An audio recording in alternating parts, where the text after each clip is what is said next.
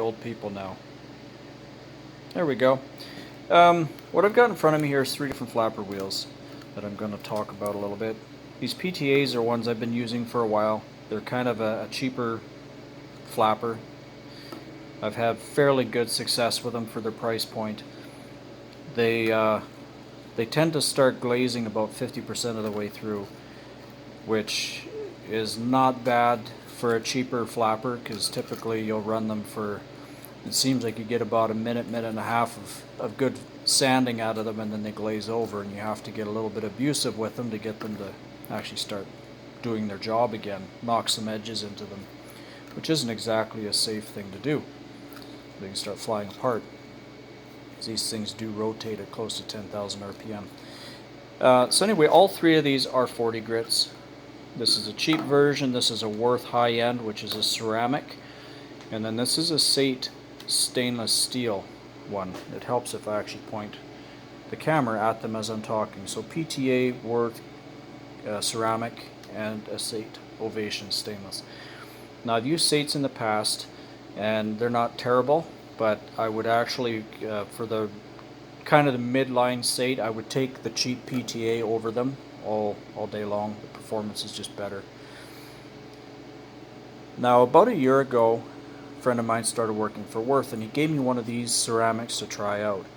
Now I've been in this for about 20 years, so I've run a lot of different brands of flappers over the years, including Walters, and so I'm kind of set in my ways, I guess you could say, after 20 years of doing this. So I'm a little hesitant to fork out the kind of money that these are actually price pointed at, but I said, you know what, I will give one a go. I'm open to trying things. I know sometimes you pay more for value.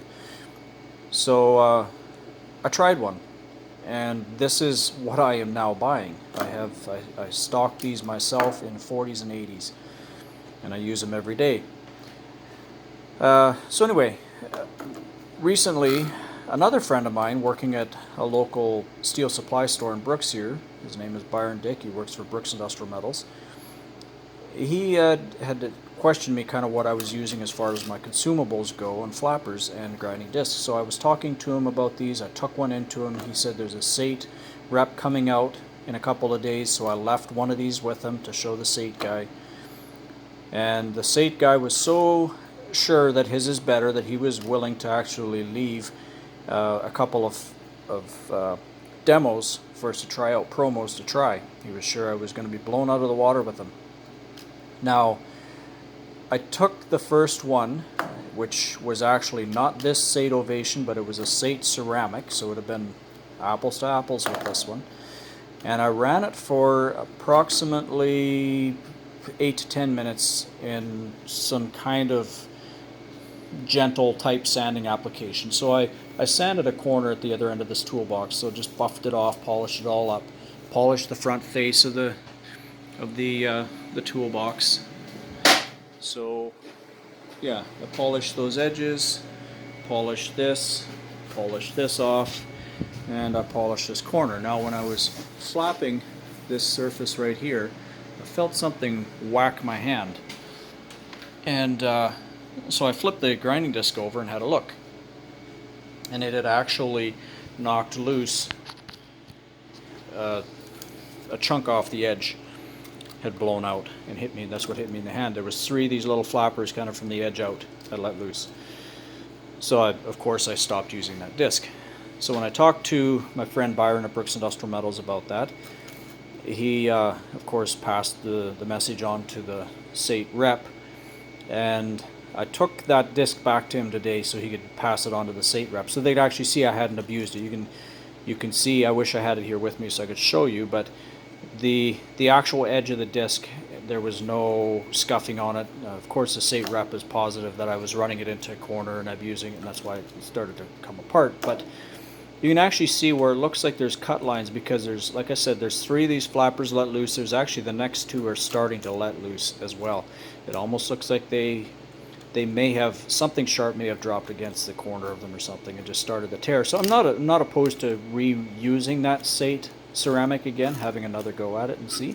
But in the meantime, I was given this Ovation Stainless to try. So I will. Now, I've got a couple things to say. If you look at the edges of these, and I'm going to turn them edge to edge, you can see how much more open the Sait is than the Wurth, which leads me to believe it is going to be a better cleaning disc than the Wurth.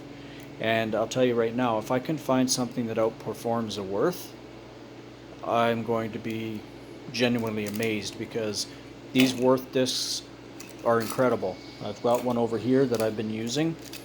Now, I've used this one fairly heavily, and you can see it's worn a little bit along the edges, but they're open enough, and whereas opposed to this, they're quite tightly woven. These are even open enough more that they tend not to glaze. The glazing happens when you lose your grit on that leading edge, and it just becomes paper. So you're just basically, essentially, you're sanding with bare paper as opposed to sandpaper.